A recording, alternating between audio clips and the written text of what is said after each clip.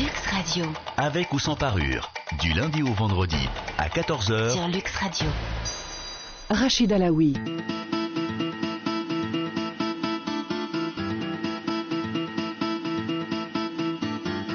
Bonjour et bienvenue à tous sur Lux Radio à Casablanca 99.2 et à Rabat 105.4. Avec ou sans parure, votre émission Les débats politiques débute avec comme thème comment le PJD parle du parti Justice et Développement, avec un point d'interrogation. Pour ce débat, nous avons le plaisir d'accueillir 4 membres du parti. Atimed Zaidi, qui est député, Abdelaziz Omari, qui est lui membre du secrétariat général du parti ainsi que directeur général, Mohamed Ben Saddaq, qui lui est membre du conseil national du parti. Parmi nous également Mohamed Reda Ben Khaldoun, qui est vice-président à la commune de Rabat, en charge des relations internationales au sein du parti, ainsi que Hassan Alaoui, qui lui est journaliste politique au titre de presse Finance News. Bonjour à tous. Bonjour. Une fois de plus, merci d'avoir accepté notre invitation au débat du jour, qui a pour thème, je le rappelle, comment le PJD parle du parti Justice et Développement, avec un point d'interrogation, l'édito, et on se retrouve juste après pour le débat. Après le PAM, le RNI, l'Union constitutionnelle, le Mouvement populaire et l'USFP, c'est au tour du PJD de participer au format de débat « Comment le PJD parle du parti Justice et Développement ». Pour celles et ceux qui auraient perdu le sens du format, petit rappel, il s'agit d'ouvrir le débat avec des membres d'un même parti sans la présence de contradicteurs, membres d'un autre parti politique. En clair, nous proposons à tout un chacun de prêter une oreille, ou les deux oreilles d'ailleurs, sur l'histoire du parti, son évolution, son organisation et son fonctionnement, ses membres, son idéologie, ou encore sur son ou ses ambitions. Exercice qui se veut à la fois pédagogique, mais pas seulement. C'est l'occasion de se faire une idée plus précise sur les femmes et les hommes qui ont décidé de s'engager en politique et d'adhérer aux thèses idéologiques portées et véhiculées par cette formation politique. Et cette formation politique, c'est le PJD, parti au pouvoir depuis les élections législatives anticipées en date du 25 novembre 2011. Une date qui fera certainement date pour la simple et bonne raison qu'après avoir connu que l'opposition, le PJD connaît la consécration.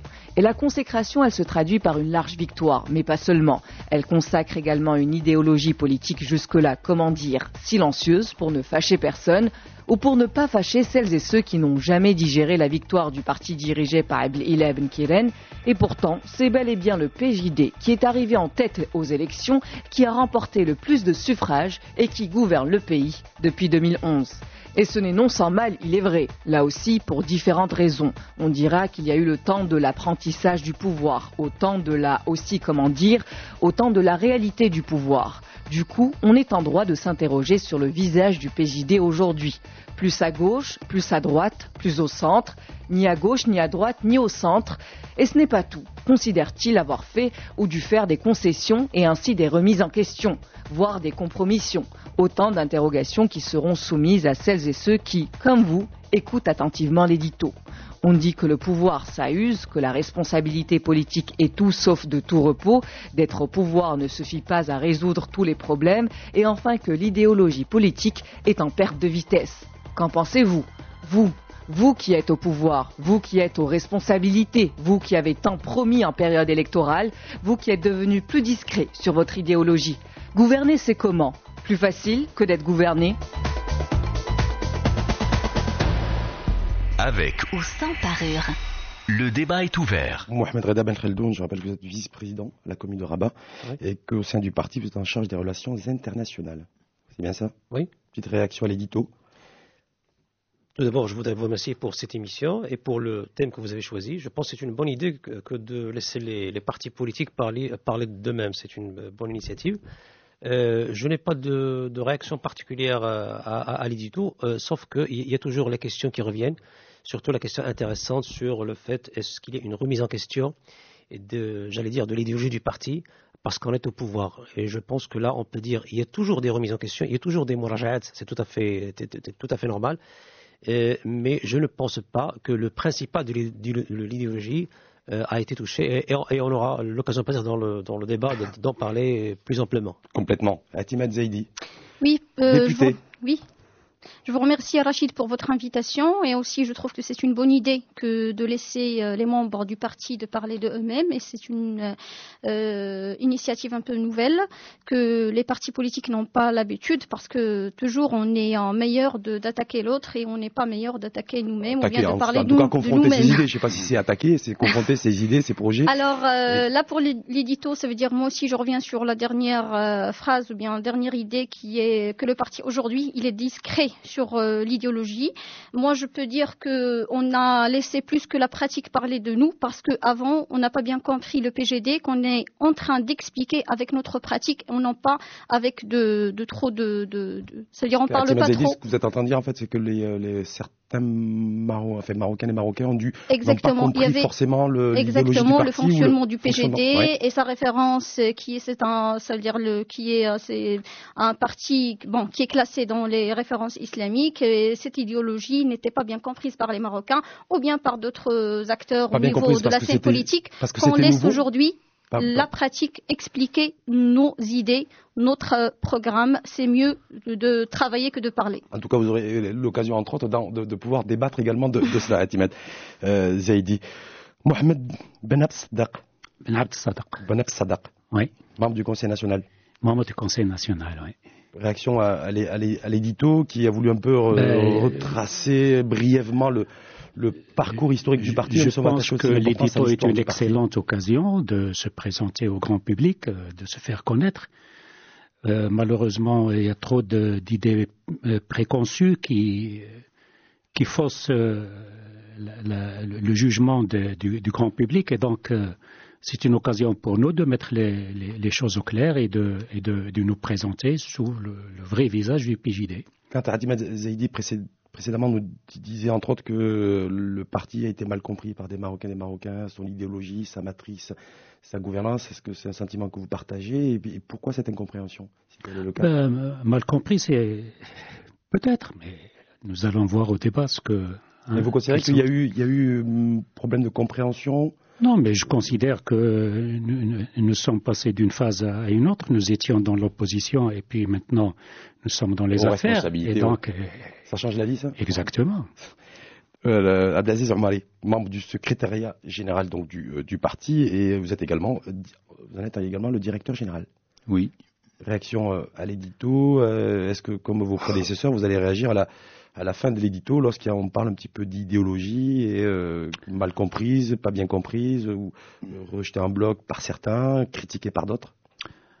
Sur l'instrumentalisation, le fait que... Sur l'édito, je vais dire, bien sûr, il a marqué une chose très importante, c'est que déjà le vote massif des citoyens marocains qui connaissent bien le parti PJD, qui ont voté pour ce parti pour non pas gouverner le pays, mais pour que le chef de gouvernement soit du parti, parce que nous sommes dans un pays où le chef de l'État, c'est Sa Majesté le Roi.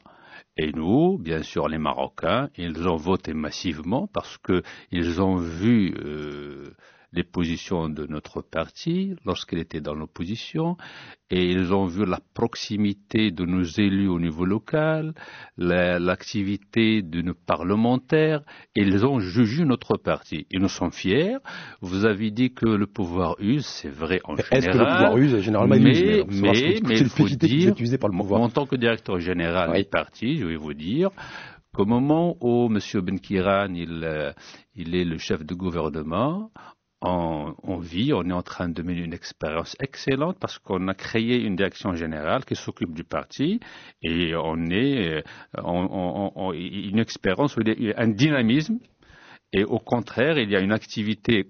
Si on se compare avec les autres partis, les sections du parti, la jeunesse, les élus, les militants, ils sont omniprésents partout au Maroc, avec des activités, avec des programmes. Donc, parce qu'on va parler aussi de l'organisation générale du parti. C'est intéressant parce que vous en êtes, entre autres, aussi le directeur général. Hassan Alaoui, journaliste politique au titre de presse Finance News. Oui. Alors c'est Hassan Alaoui qui va parler, lui, du Parti Justice et Développement et pas le Parti Justice et Développement qui va parler du PJD. Hassan Alaoui. Oui, je vous remercie. Je suis très, impressionné par cette palette, donc de me trouver en face de 4 dirigeants dignes et représentatifs, évidemment. Moi, par rapport à l'édito, je voudrais m'en tenir à 2 points, ou un point si vous voulez, c'est que où en est aujourd'hui le parti par rapport à, j'allais dire, à son programme initial, à l'évolution qu'il a connue en 14 ans, c'est-à-dire qu'il est passé de la 10e place à la première place en 2011. On va revenir effectivement sur le parcours naturellement, électoral. C'est un parcours à la fois atypique et exceptionnel. Et surtout aujourd'hui, la question qui se pose par rapport aux idéaux, parce que Madame la députée a fait un plaidoyer pro domo. Et donc, moi, je voudrais donc, dans le débat, pouvoir poser la question, qu'est-ce qu'il en est par rapport, je veux dire, le rapport à la politique de la réalité marocaine aujourd'hui. Effectivement, on y reviendra, mais juste Hassan Alaoui, avant de redonner la parole à Mohamed Reda Ben Khaldoun, entre autres sur vous, le regard que vous portez un petit peu sur le parcours historique de cette formation politique. Alors, le parcours historique, il ne faut pas l'oublier, il faut ne pas avoir la langue dans sa poche. On sait très bien comment le parti a été fondé par Abdelkrim Khatib, n'est-ce pas, l'évolution avec Ardan et tout ça, le mouvement populaire, et la mouvance populaire, et à un certain moment même populiste. Il ne faut pas oublier non plus que le fondateur principal, il avait proclamé, je veux dire, très fortement son attachement à la monarchie. C'est lui-même qui avait insisté pour que la première constitution du Maroc intègre la notion de Amir al-Mouminin. Et c'est un héritage. Vous faites référence au docteur Abdelkrim Khatib. Oui. Puis après l'évolution, en 1997, le PJD, enfin actuel, a failli rentrer au gouvernement. Il a préféré donc renoncer à ces... Mais simplement, Hassan Alaoui, entre la création de ce mouvement populaire, démocratique et constitutionnel par le docteur Abdelkrim El Khatib, ça s'est passé comment? On a l'impression qu'on découvre, entre guillemets, le PJD depuis la fin des années 90, mais on ne sait rien sur cette formation, sur ces hommes et ces femmes qui ont construit cette formation politique au travers des étapes historiques du pays. Non, le problème n'était pas le PJD en lui-même. Ça s'appelle même pas le PJD, d'ailleurs. Le PJD lui-même, c'est sui generis. C'est l'évolution, le contexte à l'époque, le contexte politique et social, où il y avait un rôle très important à un certain monsieur qui s'appelait Driss Basri, quand même, qui a réussi un petit peu à neutraliser la Shabiba Islamia, plus le mur et tout ça. C'est grâce à lui que le mouvement s'est fait, disons, comment dirais-je, a intériorisé un petit peu ses contradictions principales et secondaires, et il est rentré dans la mouvance, je dirais, du Makhzen, entre guillemets. Et c'est ce qu'il faut voir, cette évolution, c'était quand même capital, qui a un petit peu légitimé le PJD jusqu'à la création, donc en 2002, de la force qui est aujourd'hui, donc, qui a travaillé, parce que ce sont des gens qui ont une très grande discipline, le respect des valeurs qu'ils défendent, et je veux dire, il y a beaucoup de choses à dire, quoi. Mohamed Reda Ben Khaldoun, vice-président de la commune de Rabat et en charge des relations internationales au sein du Parti Justice Développement, oui. Sur votre regard, Mohamed Reda Ben Khaldoun, sur le parcours et l'évolution historique du parti et de votre parti. Bien, alors, je vais essayer de résumer une histoire d'un parti, un grand parcours qui débute vers les années 57 jusqu'à aujourd'hui. Ça demande beaucoup de temps, mais je vais essayer de le faire en 3 ou 4 minutes, c'est assez difficile. Mais on va essayer. Alors, ce qu'il faut savoir, c'est que c'est un parcours assez particulier. Généralement, un parti politique, c'est une histoire d'un homme, d'un leader, ici au Maroc, d'une idéologie, ça donne un parti, et puis ça évolue. Au PJD, ce n'est pas la même chose. Il y a une particularité, on est devant l'achèvement d'un parcours de 2 tendances. C'est vrai qu'en séquence... Alors, pour que les auditeurs puissent nous comprendre, il y a la tendance du mouvement national, représenté bien sûr par feu Dr Abdelkrim Khatib rahimahullah, son compagnon Hardan, qui a donné le MPCD par la suite, le mouvement populaire constitutionnel démocratique. Et puis la tendance des groupes et des mouvements islamiques, représentés par le mouvement réforme Islah au Jadid, renouveau, dans la figure de pro, bien sûr, était M. Ilham Kiran, tout simplement. Et par la suite, c'est le mur, c'est le mouvement Unicité et Réforme qui était présidé par M. Ahmed Rissouni, puis par la suite par M. Hamdaoui. Ça veut dire que, si vous permettez, Mohamed, c'est la synthèse, en fait, et la convergence entre plusieurs tendances et plusieurs courants. Voilà, exactement. Alors, comment ça s'est passé? C'est qu'en fait, c'était en fait deux lignes il n'y avait pas de relation, parce que c'est historique. Le mur n'existait pas après l'indépendance. Il n'y avait pas de mur, il n'y avait pas même de Sharia Islamia. Il y avait le mouvement national. Abdelkrim Khatib, rahimahullah, il avait une certaine peur pour le Maroc, pour avoir ce parti hégémonique, représenté dans le temps par le parti de l'Istiklal. Il est un monarchiste convaincu, et pour lui, il fallait défendre le pluralisme au Maroc. Alors, il avait défendu le fait qu'il faut qu'il y ait plusieurs partis au Maroc, etc. Et évidemment, le mouvement national n'avait pas tellement accepté, représenté par l'Istiklal, parce qu'il considérait que c'était une opération du Makhzen, etc., etc. Alors, il avait créé avec Ahardan le mouvement populaire. C'était en 1957.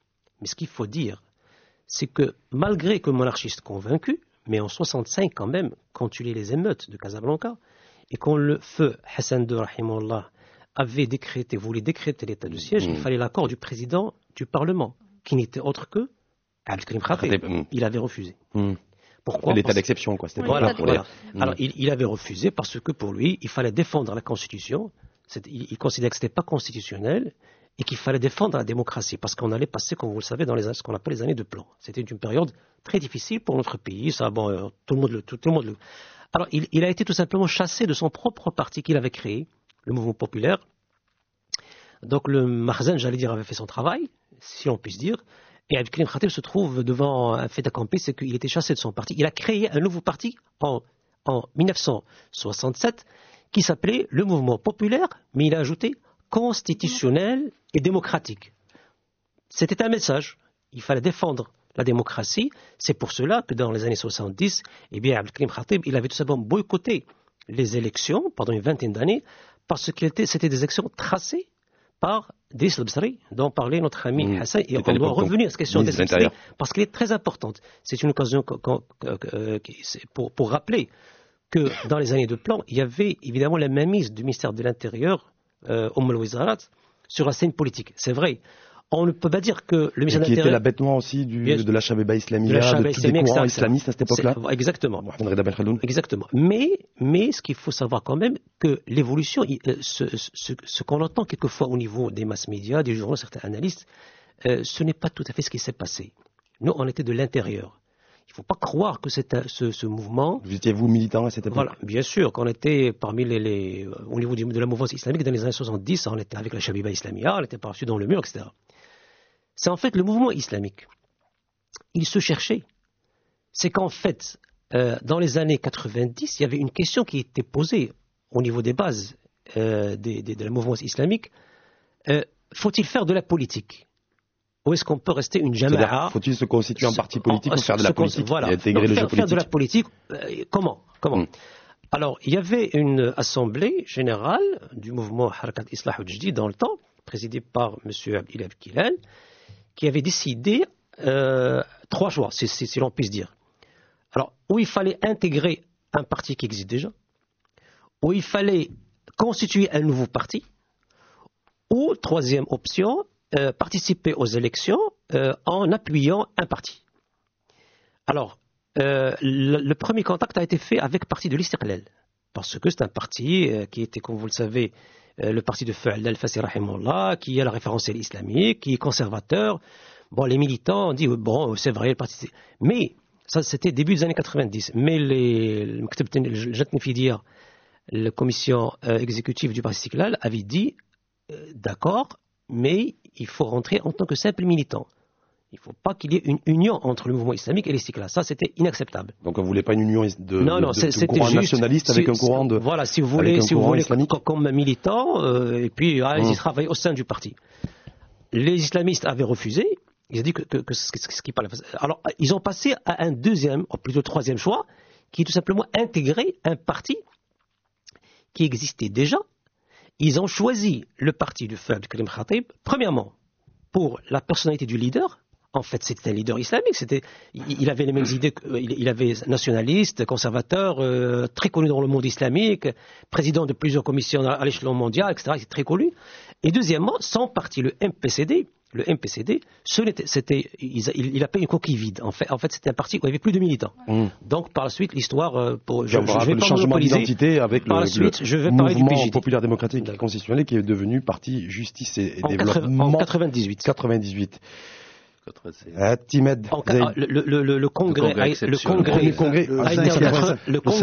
le 6 juin 96 et l'appellation PJD a été au Conseil national de 98. C'est ça. C'est le 5e congrès qui acte la naissance du PJD. Atimad Zaidi, député, et je rappelle aussi que vous êtes vice-président de la commission parlementaire d'amitié maroco-française. Oui. Pour être le plus complet possible. Or vous avez, on dirait, même s'il est toujours déplacé de demander l'âge à une femme, mais vous êtes relativement jeune. Oui. Une trentaine d'années, comme ça, à vue d'œil. Oui. Quel regard vous portez un petit peu sur l'histoire du parti, de votre parti, le Parti Justice et Développement, auquel vous avez adhéré? Alors là, je peux dire qu'en Parce qu'on a dit le parcours assez singulier, comme disait Mohamed Reda Ben Khaldoun, un peu particulier. Donc qu'est-ce que, vous retenez un petit peu de l'histoire du parti, et deux, pourquoi vous avez décidé de rejoindre cette formation politique? Alors moi personnellement, j'ai adhéré au parti en 2002, ça veut dire c'était un petit peu après la naissance officielle du parti.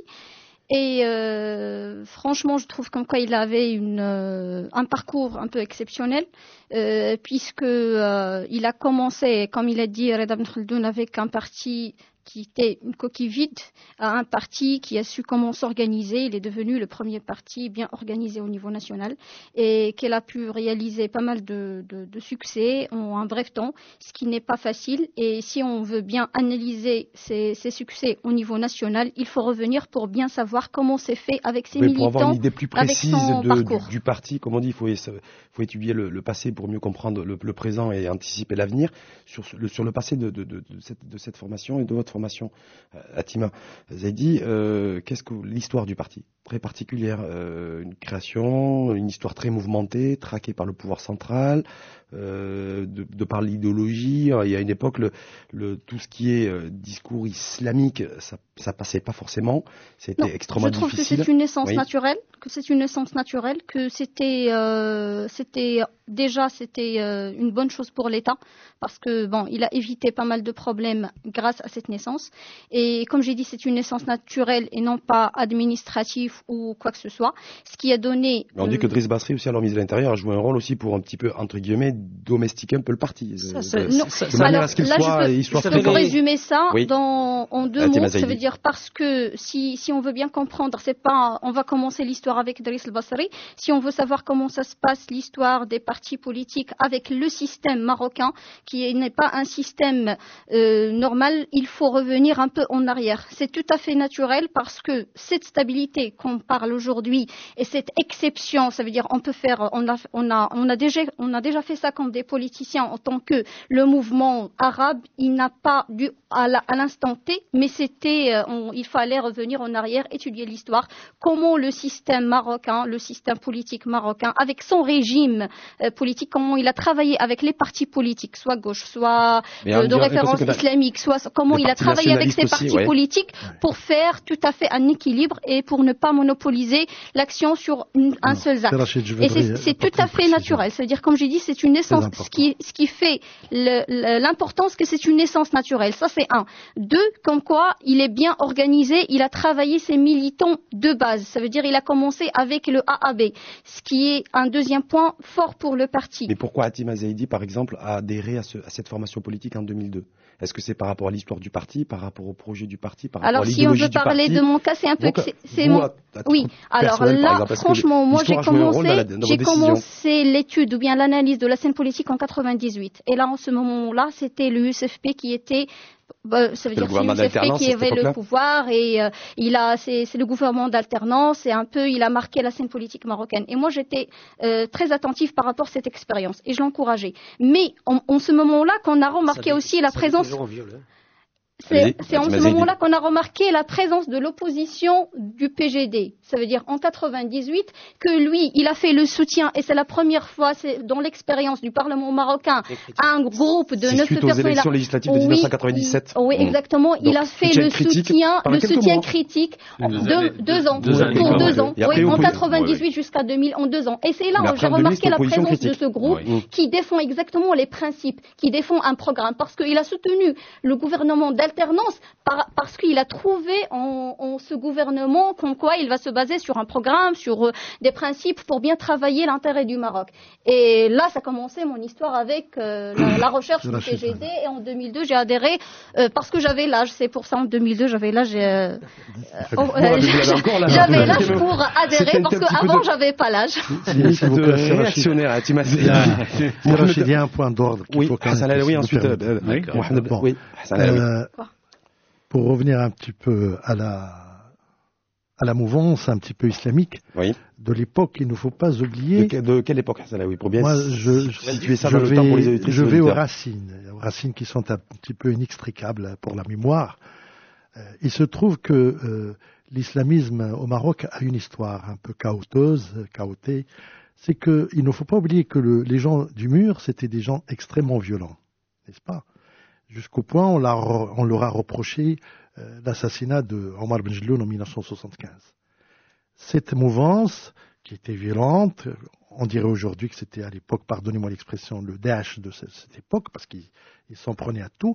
Leur combat, c'était simplement de combattre les marxistes.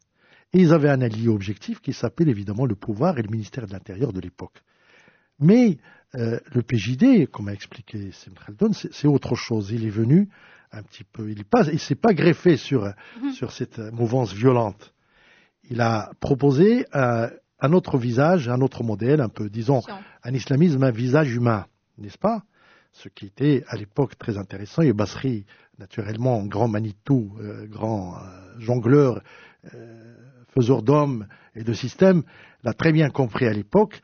Et il a ramené dans le giron, n'est-ce pas, ces gens du mur, de manière à les faire composer avec le nouveau PJD dont il sentait. À l'époque, le PJD n'avait que 9 sièges, ce qui est tout à son honneur. Aujourd'hui, il a... Le geste c'était en 1997. 97 pour les élections législatives. Et il a même refusé, comme je disais tout à l'heure. Juste Hassan Alaoui, ce que vous êtes en train de dire, c'est qu'en fait, toute la mouvance islamiste, on va dire, de 1960-70, c'est qu'elle est passée d'un caractère d'un mouvement assez fort, d'une minorité violente, radicale, violente, qui n'est pas, mais le PJD ne s'est pas greffé sur la mouvante. Le PJD a changé un petit peu la donne, il a restructuré, et donc il est venu. Pour l'histoire. Je pense que pour l'histoire, quand même, il faut dire on ne peut pas analyser toute la mouvance islamique, mais on parle d'une fraction du mouvement islamique. Qui était minoritaire? En fait, minoritaire ou pas, il était présent dans la société marocaine. Nous sommes des Marocains qui ont analysé, étudié, analysé la situation politique au Maroc. C'est un État avec une histoire plus de 2 siècles basée sur l'islam. Et c'est pas Driss al-Basri, il était une décision de l'association, des 2 associations qui ont constitué après le mur. Ils ont même essayé de créer leur propre parti politique, c'est-à-dire c'est une action qui vient de l'association, pas de Driss al-Basri.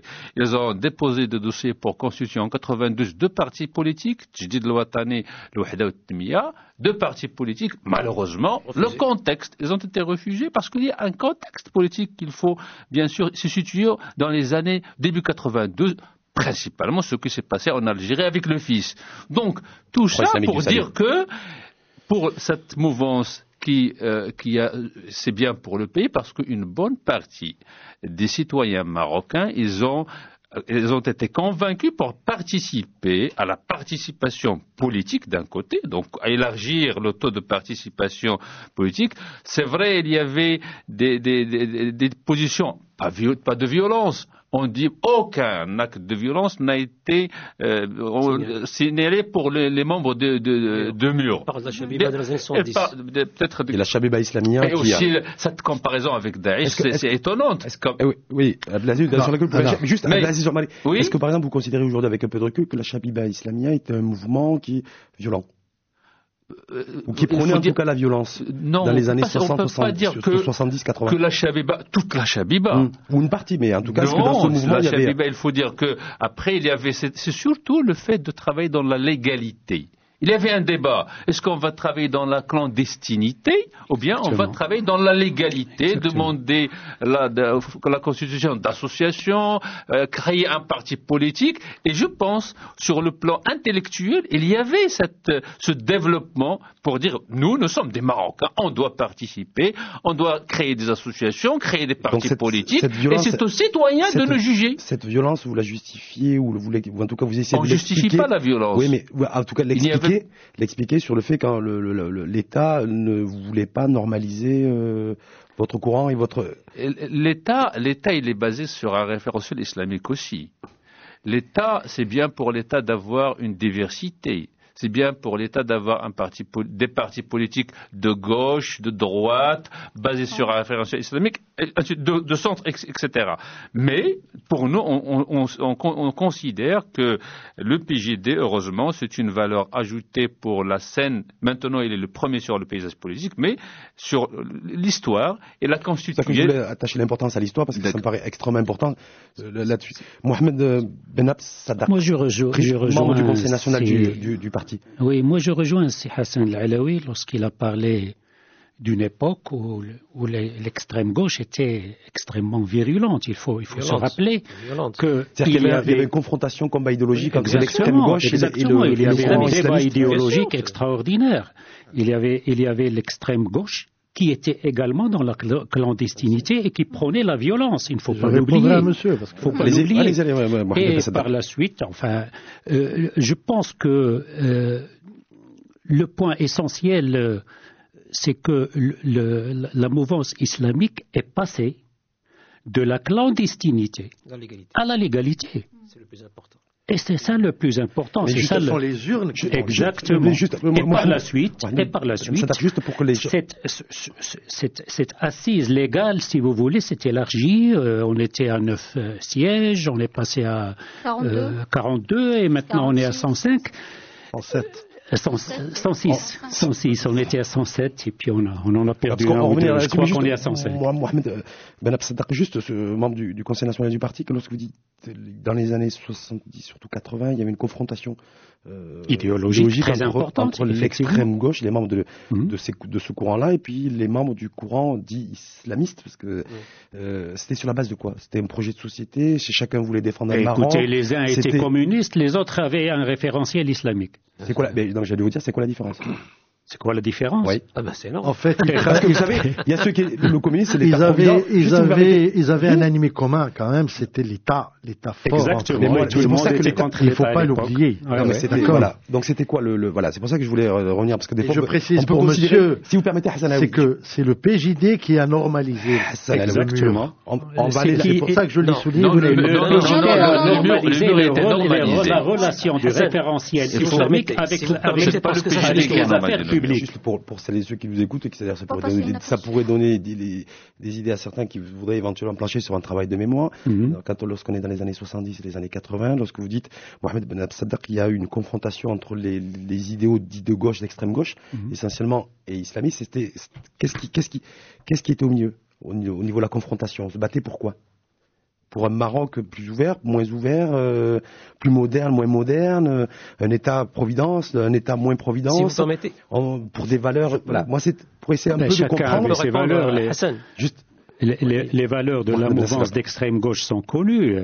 Comprenez, ils étaient communistes, ils prenaient le renversement de la monarchie par la force, et ils ne s'en cachaient pas. Alors que du côté de la mouvance islamique, moi je suis très mal placé pour en parler à fond, mais je ne crois pas que la mouvance islamique aille dans le même sens que la mouvance communiste. C'est pas possible. C'est déjà pour comprendre un petit peu qu'est-ce qu'il y avait au milieu. Je précise, vous dites islamique, en fait à l'époque c'était islamiste. Il faut faire la différence sémantique, si vous voulez, entre sémiotique entre islamiste et islamique. Mohamed Reda Ben Khaldoun. En fait, chargé des relations internationales. En fait, comme j'ai dit tout à l'heure, résumer une très longue histoire en quelques minutes, c'est très difficile. Mais il faut faire ressortir l'essentiel. C'est quoi l'essentiel?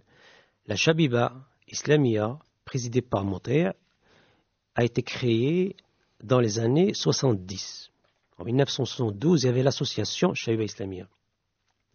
En 1975, Il y avait pour l'assassinat. combattre les marxistes à l'université. Exactement, entre autres. Pour combattre les marxistes, Non, pas seulement. l'extrême gauche à l'université. Oui. Non, Non, pas du tout. Pas seulement. allez-y. C'est-à-dire qu'effectivement, il y avait, comme on disait, cette contradiction entre l'extrême gauche et entre les islamistes. Elle était là, comme dans tous les pays arabes. C'est tout à fait. Elle continue aujourd'hui à Fès. Bien sûr. Mais en fait, la Sheba Islamia a été créée comme j'allais dire, une prolongation d'un mouvement islamique qui existe dans le monde arabe. Il y avait la confrérie des frères musulmans. Ici au Maroc, il n'y avait pas de section des frères musulmans, mais il y avait une certaine idéologie qui était semblable. Tout le monde lisait Saïd Qutb, tout le monde lisait Hassan al-Banna, tout le monde lisait Saïd Houwa, tout le monde lisait... Donc il y avait un mouvement islamique. C'est vrai que c'était un mouvement clandestin, parce qu'il y avait l'association, mais en fait, il y avait le Jama'a.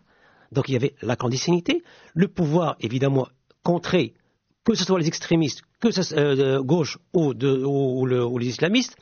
Il y avait une confrontation parce que tout le monde rêvait, se disait qu'il avait la haqiqa al-mutlaqa, tout le monde, c'est les extrémistes, ça c'est connu. Mais ce que je veux faire le point sur un point très important. Dans l'édito, on a entendu est-ce qu'il y a une remise en question de l'idéologie. Ça c'est très important parce que ce qui s'est passé, c'est qu'au cours des années, à partir de 80, il y avait ce qu'on appelait la révision, le muraja'at. C'était interne. Ce n'est pas Driss al-Bsri ou l'intérieur ou le Mkhazin qui nous a demandé de faire le muraja'at al-fikriya, les révisions sur le plan idéologique et sur le plan plateforme. Pas du tout. Il y avait une discussion interne très importante. Ça serait mal quand même de dire tout ce qui se passe au Maroc, c'est grâce à quelqu'un qui est assis à Rabat au niveau du ministère de l'Intérieur et qui a une télécommande et qui est en train de tracer tout. Non, ça c'est complètement, c'est l'ironie de... Non, ce qui s'est passé en fait, c'est qu'il y avait d'une part des gens comme Ben Kiran, Saadi Al-Othmani, Mohamed Yatim, qui étaient des leaders de mouvements qui va s'appeler par la suite Jama'a al-Islamiyya, puis par la suite il va s'appeler Harakat al-Islah al-Jdid, mouvement unicité et réforme. Et puis par la suite il y avait le mouvement de Rabitat al-Mustaqbal Islami, l'alliance de l'avenir islamique, où il y avait tout simplement des associations dont la plupart n'avaient pas de relation directe avec la Shabiba. Je parle de Ahmed al-Rissouni, je parle des gens de la Da'wa de Fès, etc. Et qui vont converger, la même idéologie, mais qui vont converger ensemble. Pourquoi ? Il se trouve qu'ils ont la même idée, c'est qu'il faut travailler dans la légalité, respecter la monarchie, défendre la monarchie, et puis faire de la politique par la suite, parce que c'est un passage obligé. Avec quoi comme projet, Mohamed Reda Melkhaldoun ? Parce qu'on va avancer Alors, on ne va pas parler du projet du mur, parce que là... Ne serait-ce que des années 80, 90, 2000 à aujourd'hui. Est-ce que dans les années... Quid du projet ? Est-ce que ce projet a évolué ou pas, d'un point de vue idéologique et de vision sociétale ? Là, on va tomber dans la particularité du mouvement islamique au Maroc. Au Maroc, on considère que tout ce qui est religieux est déjà tranché. C'est très important par rapport au pays du Mashraq. On croit que le fait d'avoir le roi comme émir des croyants, et que tout ce qui est al-haqq al-dini, tout ce qui est donc religieux, le champ religieux, il est plus ou moins régularisé par la monarchie. Donc il n'y a pas de combat à ce niveau. Mais en fait, ce qu'on veut, c'est les réformes au sein de cette monarchie. C'est-à-dire, tout se passe comme si on dit aux gens, eh bien, puisqu'on est un État islamique, à la tête duquel il y a un commandeur des croyants, faut-il encore que notre espace soit islamique, faut-il encore qu'une loi soit conforme, en termes de loi, etc., à la présence islamique, etc.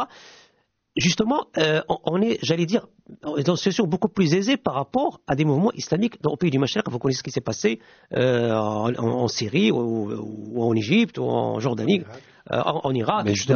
En Irak, il y avait le Ba'ath de l'Irak, en Syrie, il y a le Ba'ath, en Libye, il y avait Kadhafi qui a écrasé tous les islamistes. Tous les pays dont vous faites référence, il y en a certains aussi, parce qu'il y a eu volonté de traduire en loi civile l'inspiration un petit peu islamique. C'est ça qui est à l'origine aussi de tensions dans des pays, parce qu'on a l'impression que chaque pays a sa propre lecture, interprétation sa propre histoire. Sa propre histoire, mais sa propre interprétation de la charia, par exemple, aussi. Bien sûr. Et que ça a créé des tensions entre populations dans beaucoup de pays.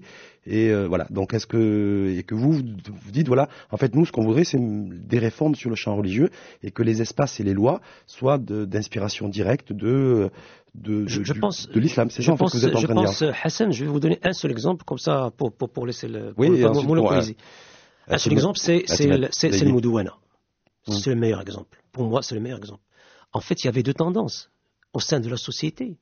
Il y avait le gouvernement d'alternance, à cause d'un ministre, qui a préparé une plateforme pour l'intégration de la femme.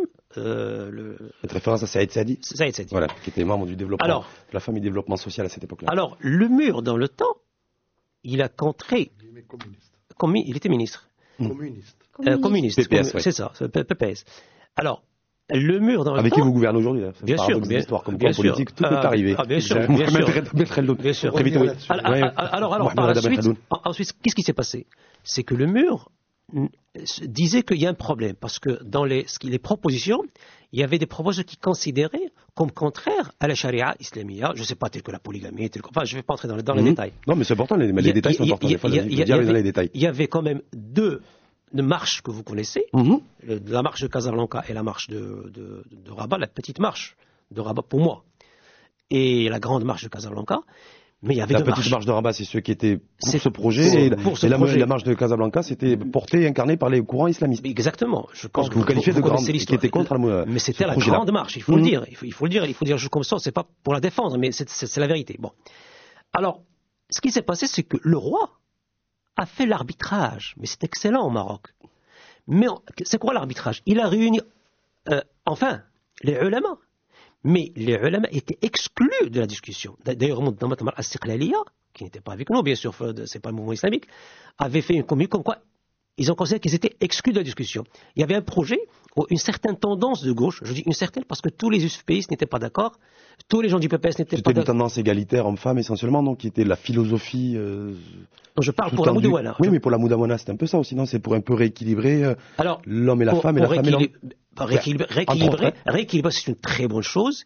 Il y a des choses qui ont été apportées de la Moudouana. Mais vous n'en vouliez pas à cette époque-là, vous parce que...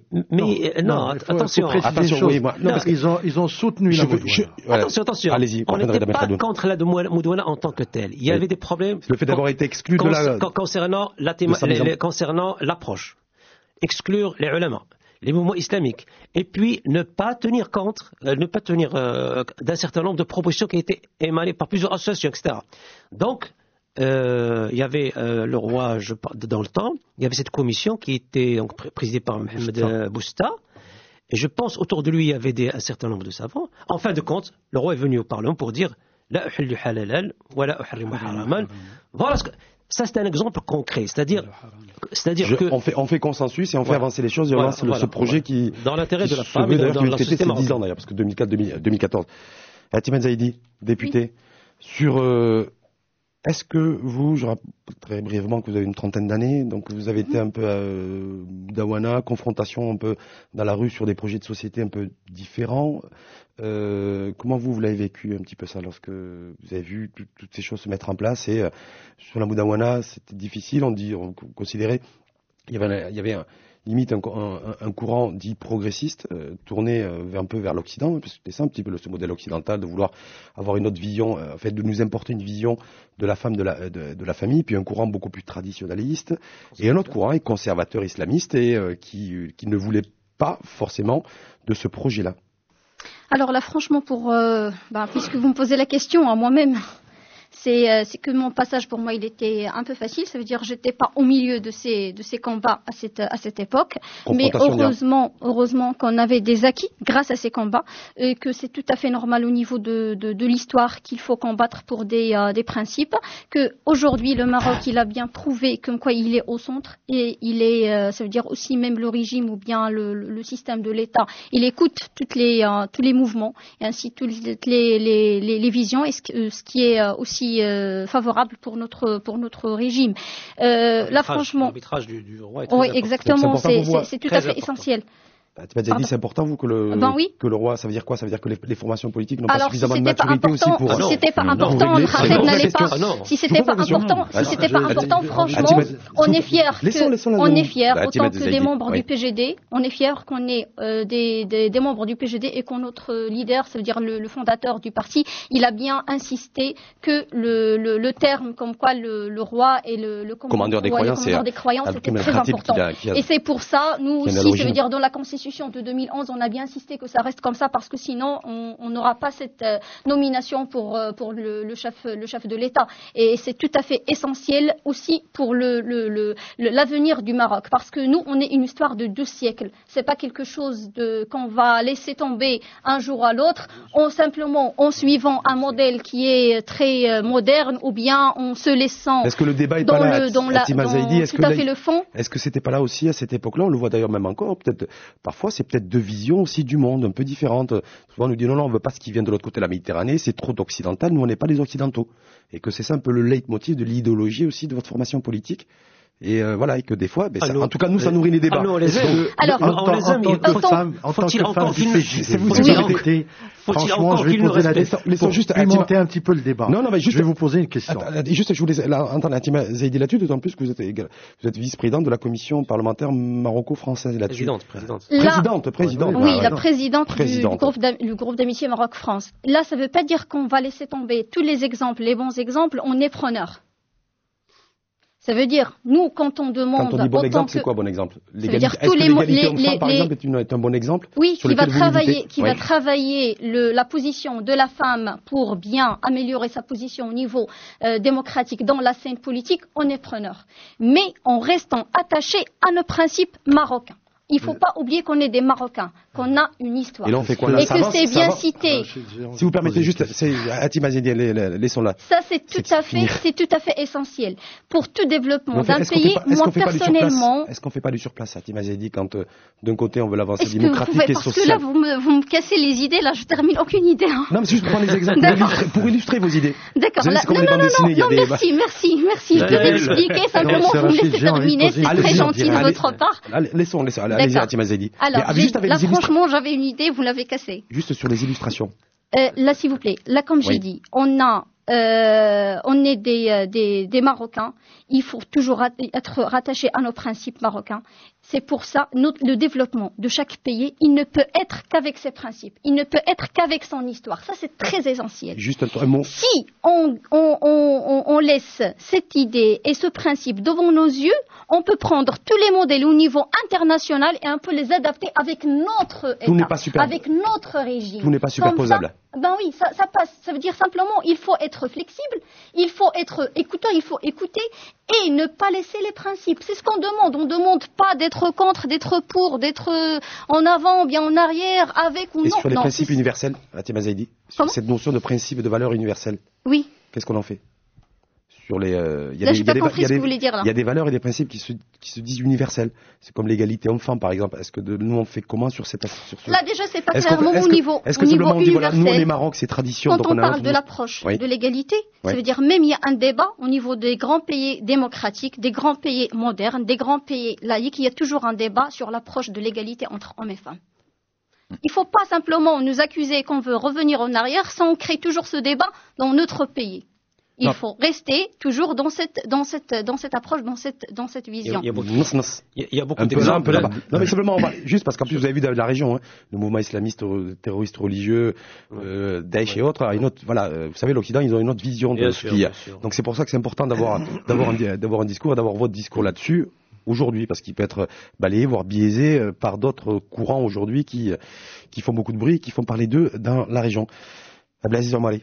Alors, pour moi, pour les du parti. D'accord. Pour comprendre le PJD, je pense c'est ces instances qui décident justement des thèses du PJD. Et au moment lorsqu'on a tenu les 2 derniers congrès, c'est-à-dire en 1998 et en 2012, nous avons voté 2 documents très importants qui résument un peu de quoi s'agit-il pour ce parti-là. C'est un parti effectivement qui focalise son activité sur 3 ou 4 piliers principaux qu'il faut maîtriser.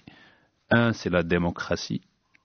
2, c'est le développement. 3, c'est la justice. 4, c'est l'identité. C'est la démocratie. On parlait juste, moi je voulais la démocratie. Démocratie, quel modèle démocratique? Alors pour nous, justement, ce qu'on avait fait, on a analysé ce qu'il y avait toujours une confrontation et un conflit, surtout une fraction des acteurs politiques avec la monarchie. Nous avons dit attention, il faut militer pour une démocratie où il y a un partenariat entre les acteurs politiques pour le bien, pour avoir des élections sincères, transparentes, libres, des gens qui vont justement gérer la chose publique, pas pour s'enrichir. Mais la démocratie, c'est avant tout les peuples. Bien sûr. Parce que vous avez dit la monarchie, les acteurs politiques, mais bien sûr, quel modèle démocratique en fait? Le modèle démocratique, c'est les élections. Lorsqu'on parle d'élections libres, c'est le peuple. Mais en termes de projet, moi je parlais. En termes de projet, lorsqu'il y avait Tehkom en 2009, c'est-à-dire essayer de doper un parti politique par le muscler. Nous, attention, il faut que ce soit en utilisant l'argent ou bien en utilisant le pouvoir. Pour nous, il faut se limiter à ce que le peuple marocain veut. Le développement, il y avait des écarts et des fractions où il y avait un système de rente, un problème de corruption. Pour nous, en tant que parti politique, voilà, il faut développer notre économie. Le Maroc, normalement, c'est un Maroc qui doit être développé, et aussi une justice dans la répartition de la richesse. Le dernier discours de Sa Majesté le Roi, il a mis le point sur ce point-là. Effectivement, nous, on a jugé. Et lorsque vous voyez le programme, maintenant côté identité, parce que nous sommes des Marocains et la Constitution, elle a tranché là-dessus, nous sommes un pays musulman. Bien sûr, les valeurs qui se disent universelles, tout ça doit être fait, mais dans le cadre de la Constitution marocaine qui a été votée en 2011.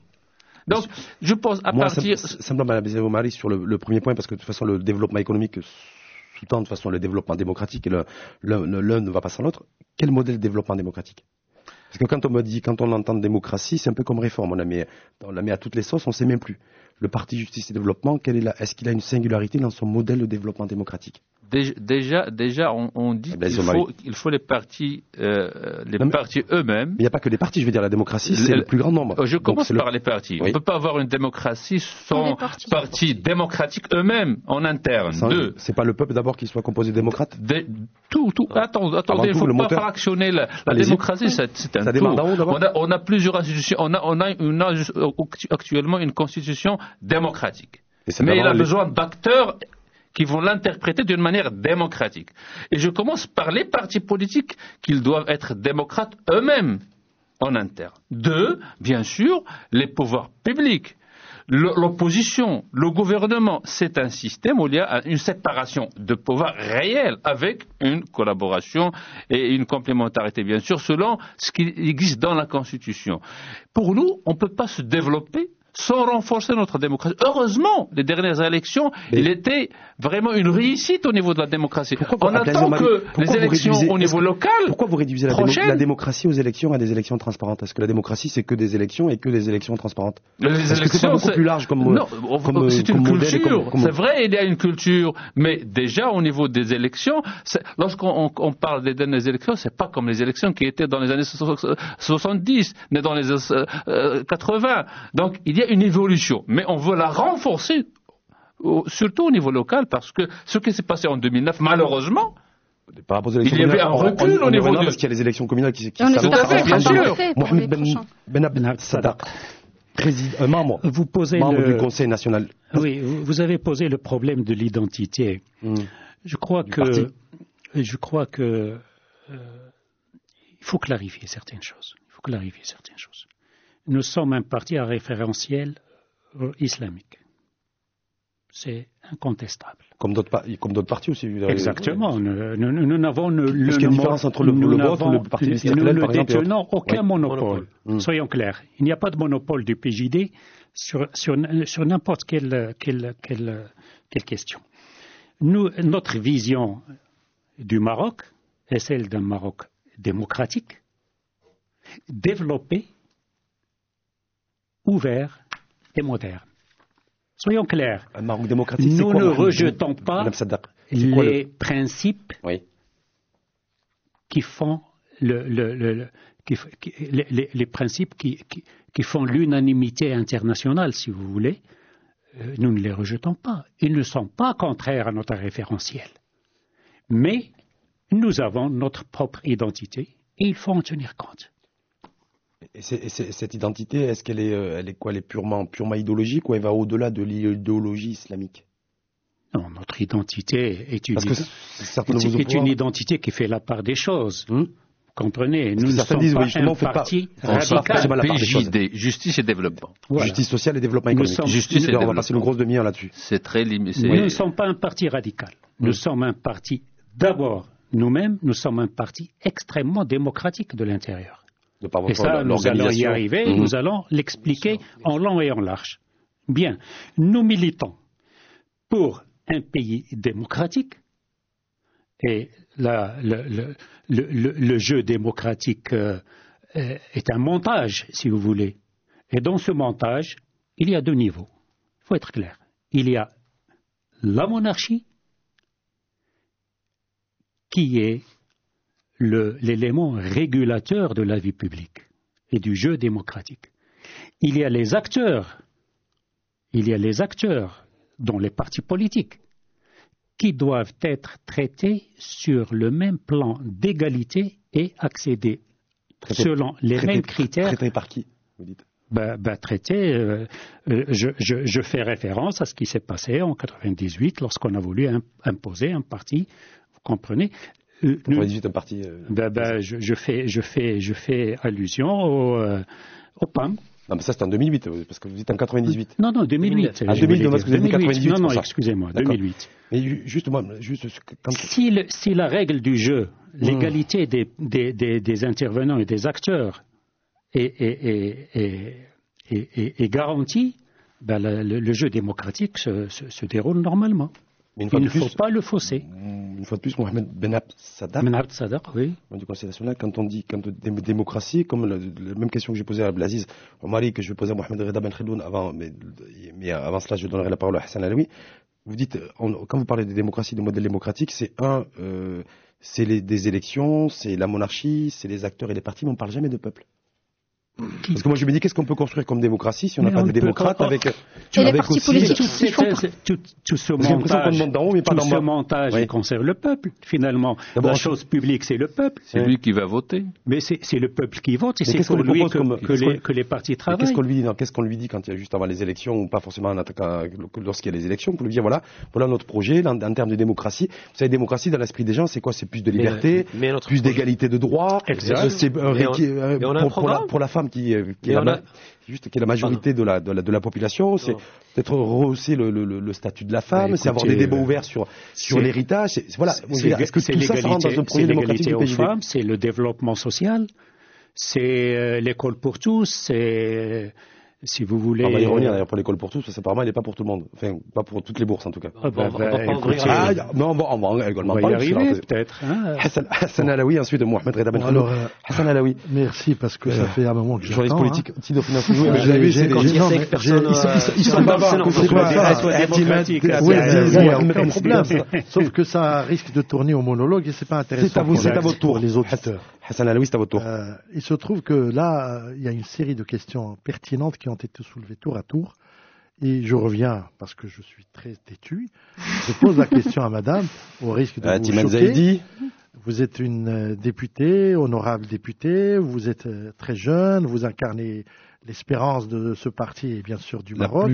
La plus jeune parlementaire du pays, Timad Zaidi, sur liste locale, complet. Mais vous, madame, vous savez qu'en ce moment, je suis subodore par-ci, par-là, comme le relan d'un petit débat pour remettre en cause l'histoire de la Moudouana, le rôle de la femme. Et surtout, en particulier, l'aspect un peu inquiétant qui est donc la polygamie. Il y a un débat qui s'annonce, je ne sais pas si vous l'avez senti, vous l'avez lu quelque part. Est-ce que vous, madame, vous êtes pour ou contre la polygamie? Ça, c'est un autre débat. Il faut une autre épisode pour en parler. C'est une représentante du peuple. Je suis désolé. On est là-dessus, mais Mohamed Reda Ben Khelloun, de toute façon, après, il y a aussi des... Deuxième question. Est-ce que la Moudouana interdit la polygamie? C'est à vous de me le dire. Mais non, c'est une question claire et nette. Est-ce que la Moudouana interdit la polygamie? À ma connaissance, non. Il l'interdit. Non, ne l'interdit pas. Avant, ça a été jugé par le peuple, par le croyant ça veut dire le commandement des croyants. Je ne vois pas pourquoi on va revenir sur cette question. Non, mais dans la pratique démocratique, le problème est posé, puisque vous parlez de démocratie. D'accord, ça veut dire la polygamie a une relation avec la démocratie. Non, il veut C'est dire ce que je déduis là. Il faut qu'il y ait des élections peut-être. Mohamed Reda Ben Khaldoun. Peut-être. Sifta, on va voir. D'accord, je vais en revenir. D'accord.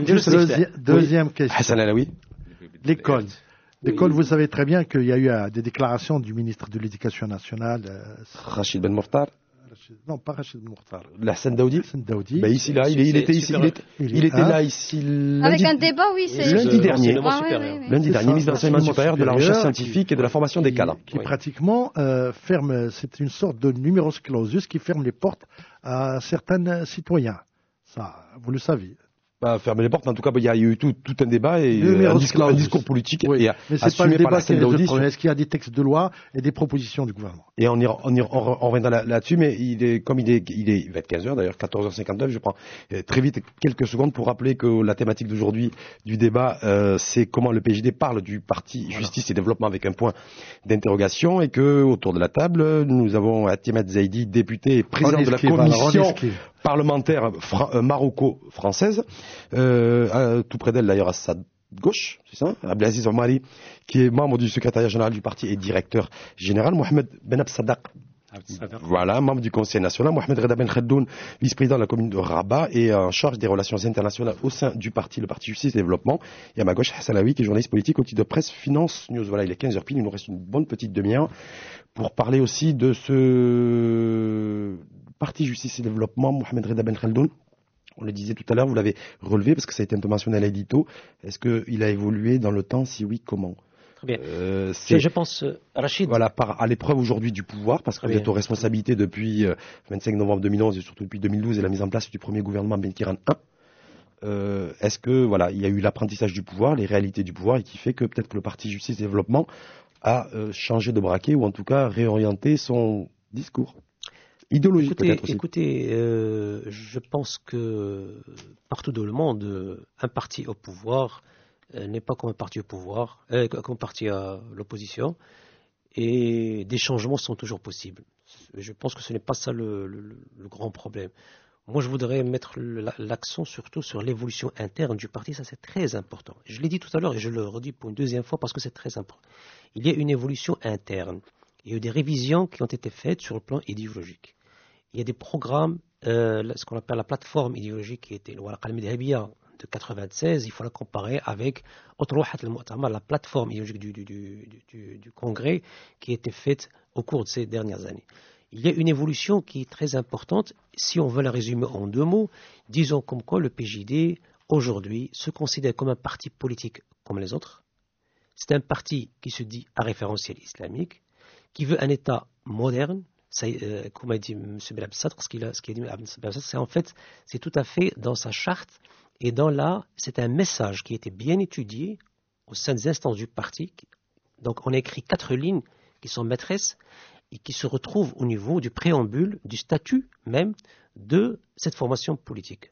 C'est un parti. Ça veut dire quoi, Mohamed Reda Ben Khaldoun? Ça veut dire que le parti Justice et Développement aujourd'hui, sa principale préoccupation, c'est la justice sociale et le développement économique, et fini l'idéologie politique? Non. Ou en tout cas déprioriser. Je reprends les mots même du message politique qui a été beaucoup travaillé aux instances du parti. C'est la justice, c'est le développement, etc. Intelaqan à partir du référentiel islamique et en respectant les fondamentaux de l'État du Maroc en tant que pays musulman. C'est-à-dire que ce référentiel islamique, c'est fondamentaux qui se veut aussi un État qui se modernise et qui se... Exactement, le Malakiyat, le Dusturiya, le Barlamaniya, le démocratie ijtimaiya, comme ça, exactement, c'est une monarchie constitutionnelle, démocratique, parlementaire, sociale, comme ça a été bien énoncé au niveau de la Constitution. Donc en fait, le PJD, quand il parle d'identité, ça ne veut pas dire que c'est un parti qui se refoule, qui voudrait revenir en arrière, pas du tout. C'est tout simplement, vous pouvez considérer que c'est un parti démocrate conservateur. Pourquoi pas? D'ailleurs, si on étudie un petit peu les thèses de différents partis similaires, j'allais dire, vous savez que le PJD turc, par exemple, l'AKP, on se compare souvent à ce parti. C'est pas seulement parce qu'on a les mêmes noms, mais c'est toute une histoire. Il se considère comme conservateur démocrate, puis c'est tout. Bon, maintenant, cette question d'identité, bien sûr qu'il faut défendre une certaine identité. Moi, je vous pose la question, malgré que vous êtes journaliste, qu'est-ce que vous en pensez quand la France parle d'exception culturelle à un certain moment, par exemple? Ça, c'est pour vendre ses produits, ses confits de canard, ils sont cinéma. Alors l'exception, alors c'est foie gras. C'est une analyse culturelle. C'est une par contre, nous, quand on parle d'exception culturelle, non, par contre, les débats sociétaux qui existent de partout dans le monde, vous allez trouver au sein d'un même pays une même démocratie, des gens qui sont pour et des gens qui sont contre l'avortement, des partis qui sont pour la peine de mort et des gens qui sont contre dans des pays démocratiques. Et il y a un débat. Alors, ce qui est grave, Rachid, c'est quoi? Et ça, la différence entre un parti religieux et un parti qui se dit seulement à référence islamique. C'est en fait, ce qui est grave, c'est quand on dit qu'on détient la vérité divine. Ça, c'est grave. Et ça, on est tout à fait contre. Quand on la détient ou quand on veut l'imposer. Voilà, quand on veut l'imposer. De par sa propre lecture et son interprétation. Voilà notre position sur des débats de société. Et c'est en fait, il y a un parlement qui représente le peuple et qui va voter les lois. En fin de compte, s'il y a un débat qui a atteint un certain niveau, quelquefois, évidemment, il faut qu'il y ait l'arbitrage de l'émir des croyants, etc., etc. Mais il n'y a aucun parti qui dit que je détiens la vérité absolue. Ça, c'est très important. Nous sommes partis... La vérité divine. La vérité divine. Alors, ce qui fait que, tout est relatif. On va revenir là-dessus. Atimad, oui. Atimad, oui, avec parce que je regardais en même temps, je regardais Mohamed Ben Sadda. Voilà. Allez, oui, Atimad. D'accord, alors, premièrement... Vous, le Parti Justice et Développement qui a remporté les élections le 25 novembre 2011, qui se retrouve aux responsabilités, premier gouvernement depuis le 5 janvier 2012, est aux responsabilités depuis de 30 mois. Est-ce qu'il a changé de couleur ou pas? Même si c'est les mêmes hommes. Des fois, on change de couleur, on mange son chapeau, on est plus consensuel, on est plus dans le consensus, parce que quand on était dans l'opposition, c'était facile de dire, ouais, le facette et autres, et que quand on est aux responsabilités, c'est plus compliqué même d'évoquer facette, c'est-à-dire la corruption. Avant de répondre à votre question, et j'espère que cette fois-ci, vous n'allez pas m'interrompre. Parce qu'ils sont dans l'opposition, ça n'a pas de rapport avec l'évolution du PJD. D'accord. Avant de répondre à cette question, j'espère que vous n'allez pas m'interrompre pendant ça veut dire que vous donne la réponse. Si vous répondez à ma question. Oui, je vais répondre à votre question. Vous me laissez un peu du temps. Allez-y. Là, je veux citer une chose. Prenons les exemples des pays qui sont démocratiques et qui ont une histoire, ils ont réussi au niveau de leur réalisation démocratique. Par exemple, et maintenant les professeurs au niveau, ça veut dire de droit constitutionnel, les profs qui analysent les situations, les scènes politiques au niveau international, ils commencent par le régime britannique.